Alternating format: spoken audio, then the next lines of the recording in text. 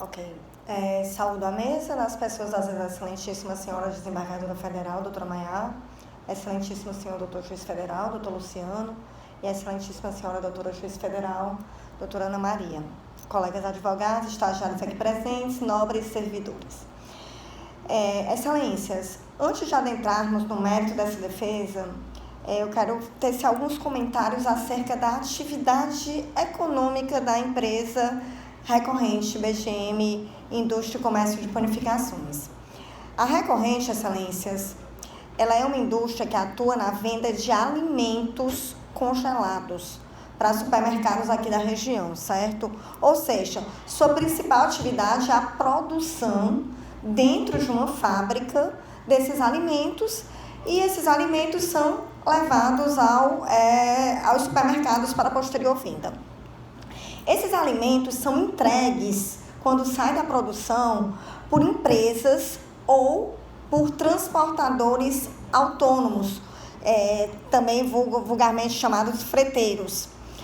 Todos esses transportadores e empresas que fazem o transporte das mercadorias para os supermercados recebem por diária em torno de R$500, sem qualquer tipo de vínculo empregatícios, excelência.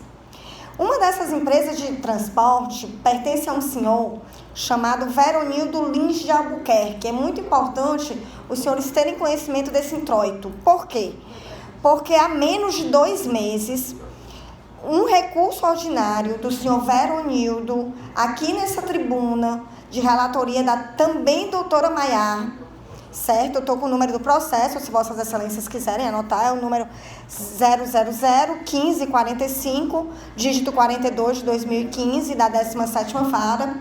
A doutora Maiara votou pelo improvimento do recurso desse senhor Veronildo, um transportador, negando o vínculo junto à empresa de transporte, junto à empresa que eu sustento oralmente. E a doutora Maiara também é relatora aqui desse processo. Pois bem, esse introito todo foi muito importante porque o cerne principal desse recurso, trata sobre o suposto período clandestino de trabalho do recorrido entre os dias 2 de janeiro de 2012 e 16 de setembro de 2012. Esse período clandestino, a empresa recorrente, ela nega veementemente a existência de trabalho formal do recorrido. Porque nesse período, excelências, é muito importante, se vossas excelências terem conhecimento, que o próprio recorrido afirma que trabalhava como ajudante de entregas de transporte. Ele ajuda, na verdade, o que acontecia, data vênia?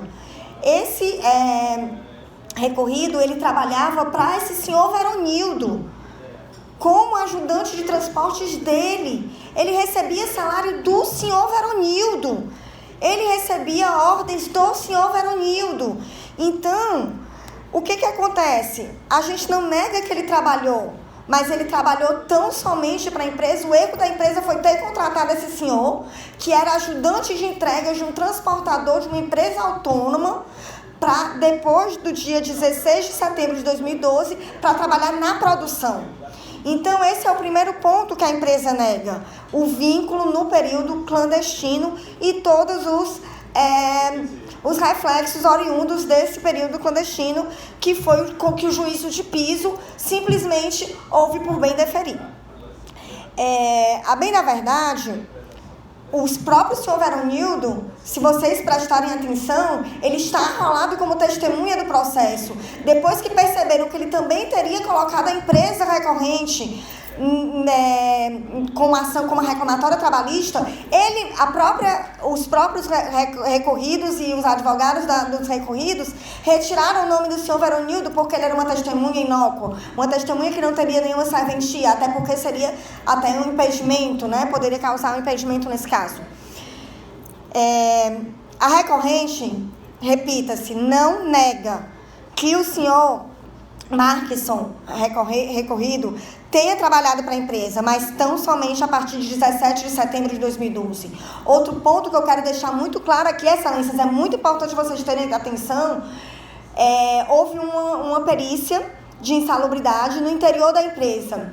E essa perícia foi confirmada um grau de insalubridade totalmente genérico, não disse se era médio, alto, grave, qual foi o grau, qual foi o risco dessa insalubridade. Mas até aí tudo bem.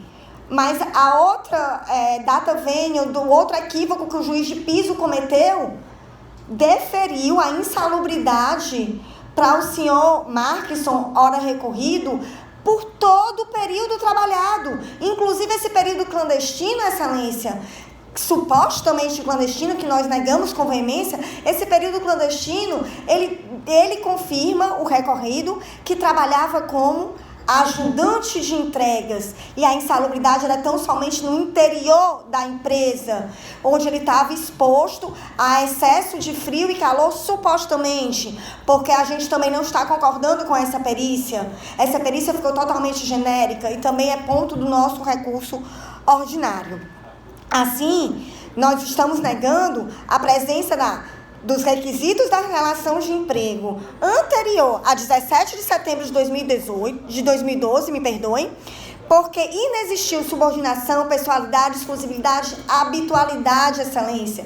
Esse senhor, ele trabalhava como ajudante de transportes para uma outra empresa. Isso que está acontecendo, excelências, data vênia, sinceramente, vai ser uma ficção jurídica. As pessoas agora estão usando o tribunal para enriquecerem ilicitamente. Então, nós negamos esse período.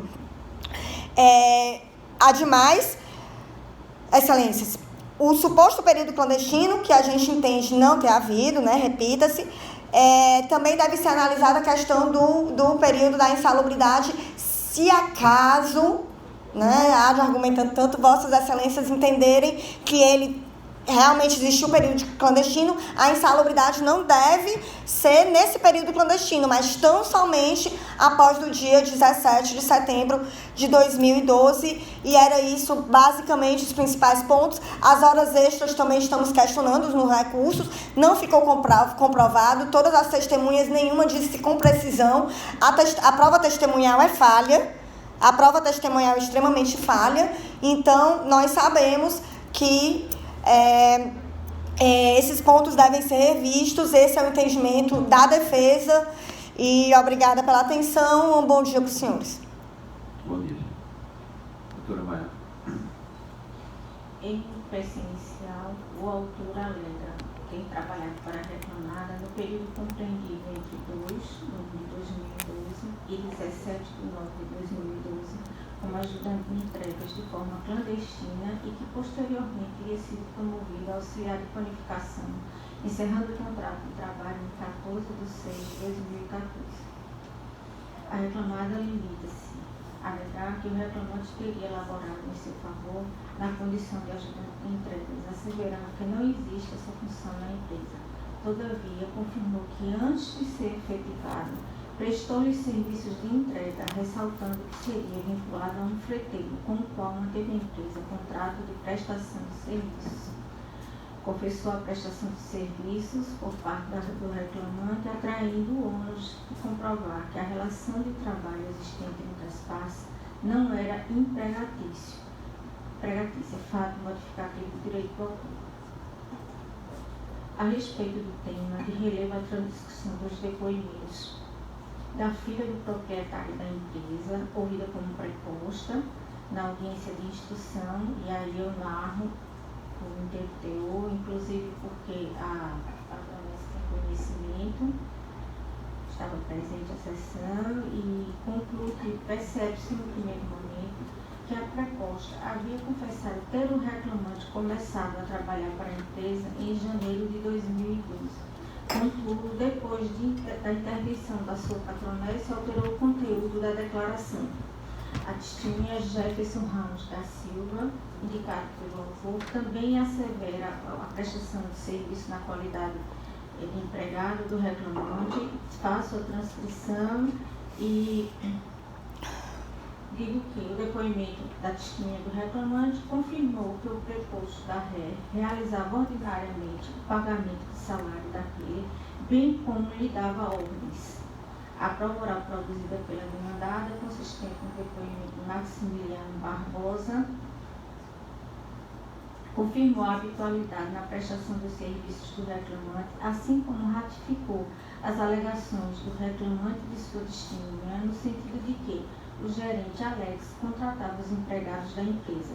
Também merece ser registrada a exigência empresarial para que os empregadores utilizassem fardamento e, após intervenção da advogada, alterou o teor da declaração para afirmar que era o senhor Veronildo quem o fazia.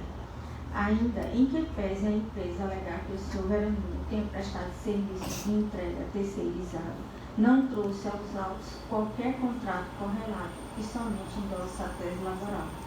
À vista disso, entendo que se encontram presentes todos os requisitos necessários à configuração da relação empregatícia entre o demandante e a BGM, Indústria, Comércio e Planificação, consoante previsão dos artigos 2º e 3º da CLT, relativamente ao período clandestino, e por essa razão eu nego o provimento ao recurso empresarial. Quanto ao adicional de insalubridade, mantido o vínculo de emprego entre as partes no período clandestino, passa-se a análise do pedido patronal para que seja afastado o adicional de insalubridade neste lapso de tempo, porque o trabalho desenvolvido externamente e não na área de produção.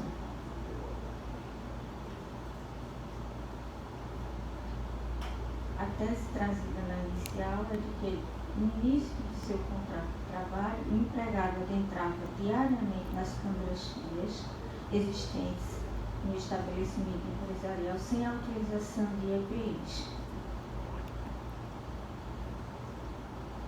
Trago o depoimento da testemunha Jefferson,